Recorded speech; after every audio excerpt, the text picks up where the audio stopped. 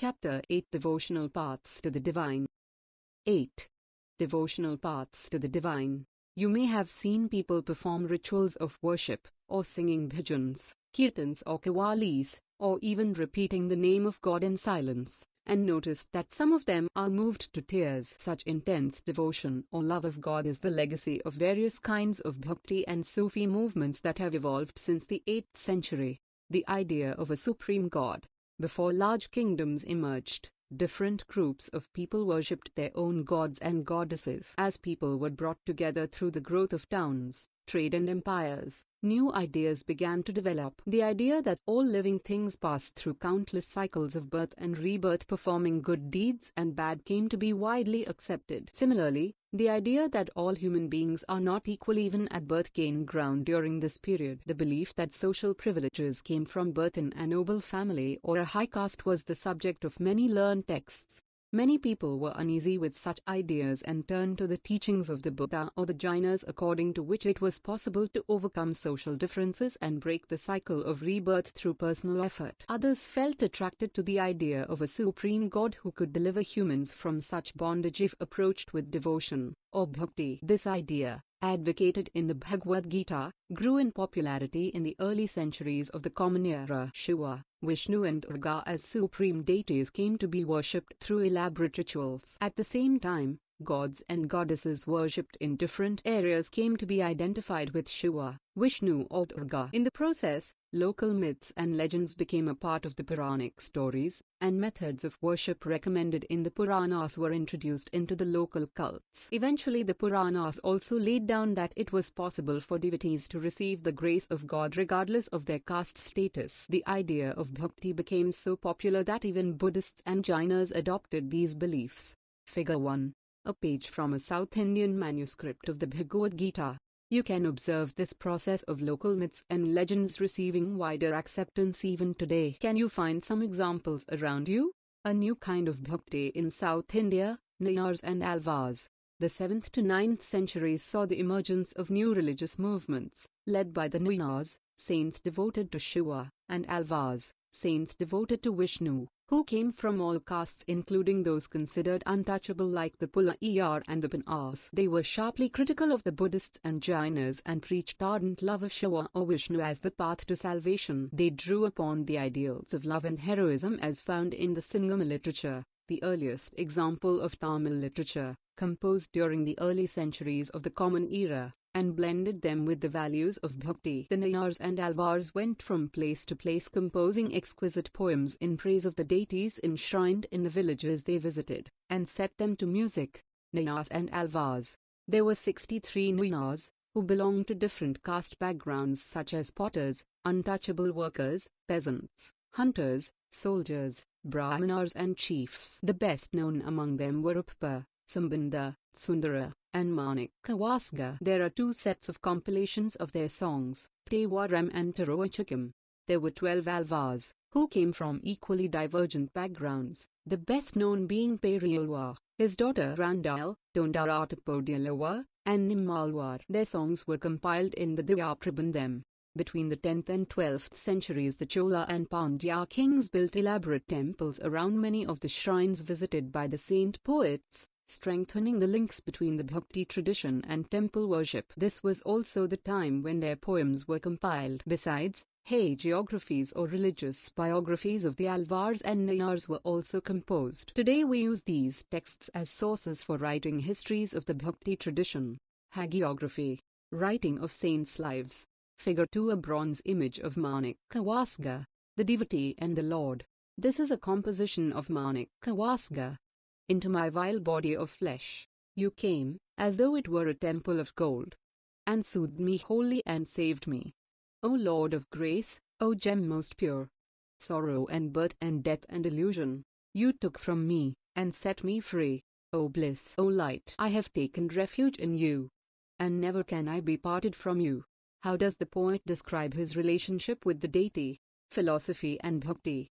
Shankara, one of the most influential philosophers of India, was born in Kerala in the 8th century. He was an advocate of Advaita, or the doctrine of the oneness of the individual soul and the supreme God, which is the ultimate reality. He taught that Brahman, the only or ultimate reality, was formless and without any attributes. He considered the world around us to be an illusion or maya, and preached renunciation of the world and adoption of the path of knowledge to understand the true nature of Brahman and attain salvation.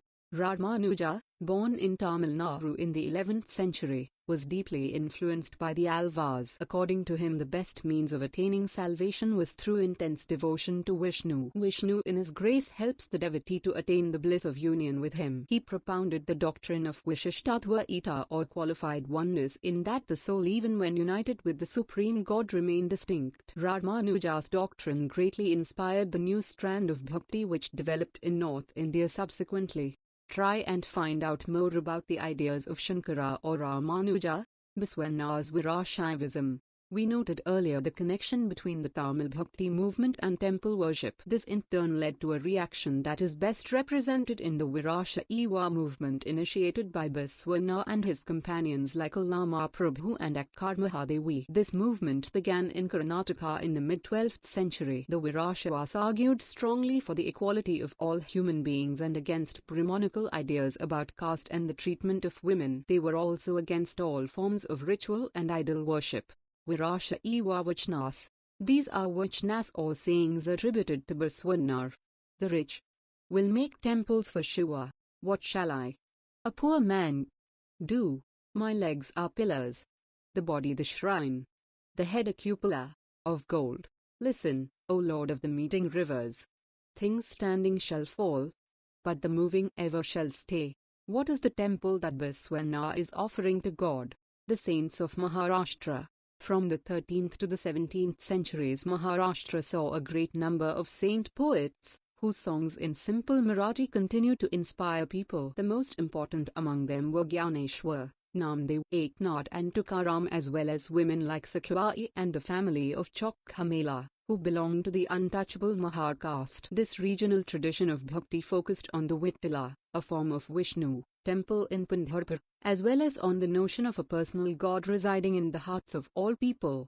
These saint poets rejected all forms of ritualism, outward display of piety and social differences based on birth. In fact, they even rejected the idea of renunciation and preferred to live with their families, earning their livelihood like any other person, while humbly serving fellow human beings in need. A new humanist idea emerged as they insisted that bhakti lay in sharing others' pain. As the famous Gujarati saint Narsi Mehtar said, they are Vaishnavas who understand the pain of others, questioning the social order. This is an Abhim, Marathi devotional hymn, of Sant Tukaram. He who identifies with the battered and the beaten, mark him as a saint, for God is with him. He holds every forsaken man close to his heart. He treats a slave as his own son. Says to the air, I won't be tired to repeat again, such a man is God in person. Here is an Abhim composed by Chokhamela's son. You made us low caste. Why don't you face that fact, great Lord? Our whole life, left over food to eat. You should be ashamed of this. You have eaten in our home. How can you deny it? Chokha's son, Karmamela, asks, why did you give me life? Discuss the ideas about this social order expressed in these compositions. Natpantis, Siddhas, and Yogis. A number of religious groups that emerged during this period criticized the ritual and other aspects of conventional religion and the social order, using simple, logical arguments. Among them were the Natpantis, Siddhacharas, and Yogis. They advocated renunciation of the world. To them, the path to salvation lay in meditation on the formless ultimate reality and the realization of oneness with it. Figure 3. A fireside gathering of ascetics. To achieve this, they advocated intense training of the mind and body through practices like yogasanas, breathing exercises, and meditation. These groups became particularly popular among low castes. Their criticism of conventional religion created the ground for devotional religion to become a popular force in northern India. Islam and Sufism. The saints had much in common with the Sufis, so much so that it is believed that they adopted many ideas of each other. Sufis were Muslim mystics. They rejected outward religiosity and emphasized love and devotion to God and compassion towards all fellow human beings. Islam propagated strict monotheism or submission to one God. It also rejected idol worship and considerably simplified rituals of worship into collective prayers. At the same time, Muslim scholars developed a holy law called Shariat. The Sufis often rejected the elaborate rituals and codes of behavior demanded by Muslim religious scholars. They sought union with God much as a lover seeks his beloved with a disregard for the world. Like the saint poets, the Sufis too composed poems expressing their feelings, and a rich literature in prose, including anecdotes and fables, developed around them. Among the great Sufis of Central Asia were Ghazali, Rumi, and Sadi. Like the Naqshbandis, Siddhas, and Yogis, the Sufis too believed that the heart can be trained to look at the world in a different way. They developed elaborate methods of training using zikr, chanting of a name or sacred formula, contemplation, shema, singing, raqs, dancing, discussion of parables, breath control, etc. Under the guidance of a master or peer thus emerged the silsilas, a genealogy of Sufi teachers, each following a slightly different method, of instruction and ritual practice. Figure 4. Mystics in ecstasy. A large number of Sufis from Central Asia settled in Hindustan from the 11th century onwards. This process was strengthened with the establishment of the Delhi Sultanate. Chapter 3. When several major Sufi centers developed all over the subcontinent, the Chishti Silsila was among the most influential orders. It had a long line of teachers like Khwaja Muinuddin Chishti of Ajmer, Qutbuddin Bakhtiyar Kaki of Delhi, Baba Farid of Punjab, Khwaja Nizamuddin Auliya of Delhi, and Bandanhwaski Sudaras of Gulbarga. Figure 5. A page from a manuscript of the Quran, Deccan, late 15th century. The Sufi masters held their assemblies in their khankars or hospices. Devotees of all descriptions, including members of the royalty and nobility, and ordinary people flocked to these khankars. They discussed spiritual matters, sought the blessings of the saints in solving their worldly problems, or simply attended the music and dance sessions. Hospice, house of rest for travelers, especially one kept by a religious order. Often people attributed Sufi masters with miraculous powers that could relieve others of their illnesses and troubles. The tomb or dargah of a Sufi saint became a place of pilgrimage to which thousands of people of all faiths thronged. Figure 6. Devotees of all backgrounds visit Sufi shrines. Finding the Lord. Jalaluddin Rumi was a great 13th century Sufi poet from Iran who wrote in Persian. Here is an excerpt from his work. He was not on the cross of the Christians. I went to the Hindu temples. In none of them was there any sign. He was not on the heights or in the lowlands. I went to the Kaaba of Mecca. He was not there. I asked about him from Avicenna the philosopher. He was beyond the range of Avicenna. I looked into my heart. In that, his place, I saw him. He was in no other place. New religious developments in North India.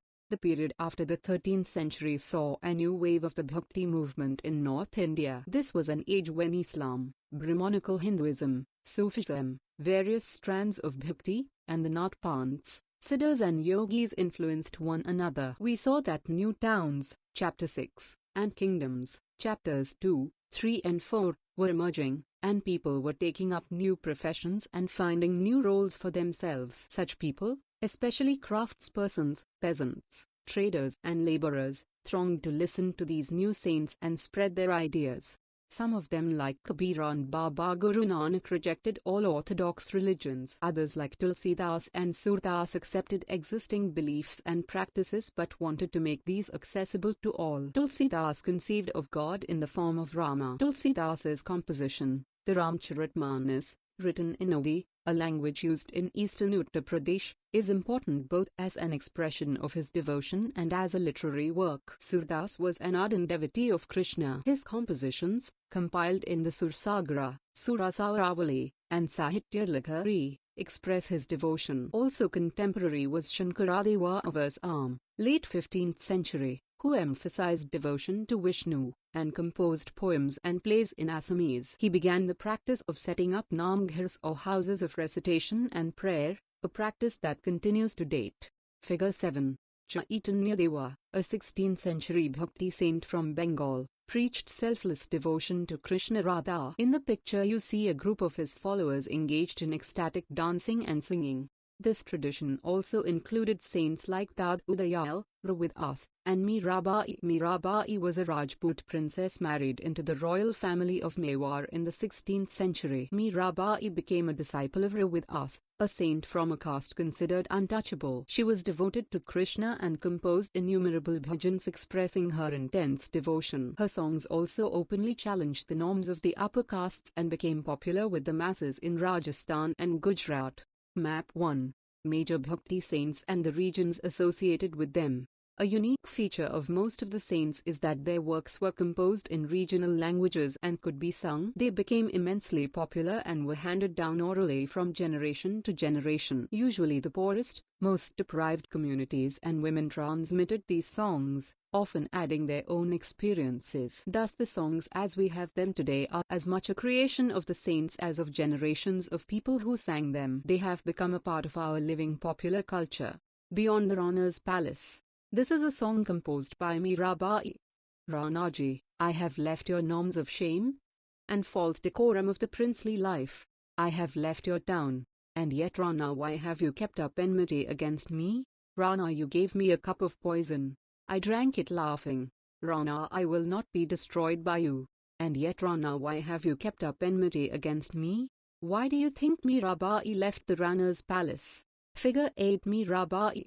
A closer look. Kabir, who probably lived in the 15th-16th centuries, was one of the most influential saints. He was brought up in a family of Muslim Jalahus or weavers settled in or near the city of Banaras, Varanasi. We have little reliable information about his life. We get to know of his ideas from a vast collection of verses called Sakhis and Pads said to have been composed by him and sung by wandering bhajan singers. Some of these were later collected and preserved in the Guru Granth Sahib, Panchwani, and Bijak. In Search of the True Lord. Here is a composition of Kabir. O Allah, Ram present in all living beings. Have mercy on your servants, O Lord. Why bump your head on the ground? Why bathe your body in water? You kill and you call yourself humble, but your vices you conceal. 24 times the Brahmin keeps the Ekadasi fast, while the Qarzi observes the Ramzan. Tell me, why does he set aside the 11 months to seek spiritual fruit in the 12th? Hari dwells in the east, they say, and Allah resides in the west. Search for him in your heart, in the heart of your heart. There he dwells, Rahim Ram. In what ways are the ideas in this poem similar to or different from those of Paswana and Jalaluddin Rumi? Figure 9. Kabir working on a loom. Kabir's teachings were based on a complete, indeed vehement, rejection of the major religious traditions. His teachings openly ridiculed all forms of external worship of both Brahmanical Hinduism and Islam, the preeminence of the priestly classes and the caste system. The language of his poetry was a form of spoken Hindi widely understood by ordinary people. He also sometimes used cryptic language, which is difficult to follow. Kabir believed in a formless supreme God and preached that the only path to salvation was through bhakti or devotion. Kabir drew his followers from among both Hindus and Muslims. A closer look. Baba Guru Nanak. We know more about Baba Guru Nanak, 1469 to 1539, than about Kabir. Born at Tulwandi, Nanakana Sahib in Pakistan, he travelled widely before establishing a centre at Kartarpur, Dera Baba Nanak on the river Ravi. A regular worship that consisted of the singing of his own hymns was established there for his followers. Irrespective of their former creed, caste or gender, his followers ate together in the common kitchen, Lungar. The sacred space thus created by Baba Guru Nanak was known as Dharmsal. It is now known as Gurudwara. Figure 10. Baba Guru Nanak as a young man, in discussion with holy men. Before his death in 1539, Baba Guru Nanak appointed one of his followers as his successor. His name was Lenar, but he came to be known as Guru Angad, signifying that he was a part of Baba Guru Nanak himself. Guru Angad compiled the compositions of Baba Guru Nanak, to which he added his own in a new script known as Gurmukhi. The three successors of Guru Angad also wrote under the name of Nanak, and all of their compositions were compiled by Guru Arjan in 1604. To this compilation were added the writings of other figures like Sheikh Farid, Sant Kabir, Bhagat Namdev, and Guru Tegh Bahadur. In 1706 this compilation was authenticated by his son and successor, Guru Gobind Singh. It is now known as Guru Granth Sahib, the holy scripture of the Sikhs. Figure 11. An early manuscript of the Guru Granth Sahib. The number of Baba Guru Nanak's followers increased through the 16th century under his successors. They belonged to a number of castes, but traders, agriculturists, artisans and craftsmen predominated. This may have something to do with Baba Guru Nanak's insistence that his followers must be householders and should adopt productive and useful occupations. They were also expected to contribute to the general funds of the community of followers. By the beginning of the 17th century, the town of Ramdaspur, Amritsar, had developed around the central Gurudwara called Harmandir Sahib, Golden Temple. It was virtually self-governing, and modern historians refer to the early 17th century Sikh community as a state within the state. The Mughal Emperor Jahangir looked upon them as a potential threat, and he ordered the execution of Guru Arjan in 1606. The Sikh movement began to get politicized in the 17th century, a development which culminated in the institution of the Khalsa by Guru Gobind Singh in 1699.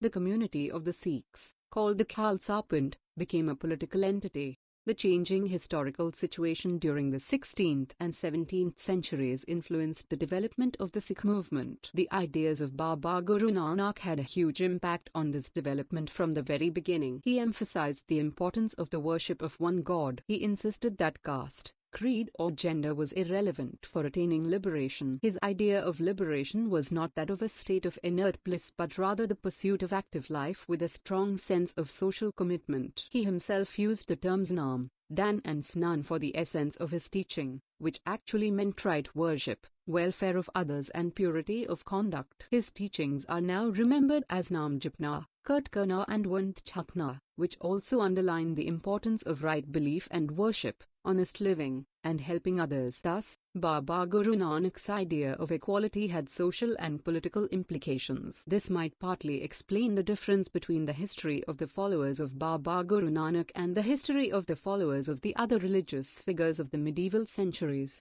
like Kabir, Ravidas and Dad, whose ideas were very similar to those of Baba Guru Nanak. Elsewhere, Martin Luther and the Reformation. The 16th century was a time of religious ferment in Europe as well. One of the most important leaders of the changes that took place within Christianity was Martin Luther, 1483 to 1546. Luther felt that several practices in the Roman Catholic Church went against the teachings of the Bible. He encouraged the use of the language of ordinary people rather than Latin, and translated the Bible into German. Luther was strongly opposed to the practice of indulgences or making donations to the church so as to gain forgiveness from sins. His writings were widely disseminated with the growing use of the printing press. Many Protestant Christian sects trace their origins to the teachings of Luther. Figure 12.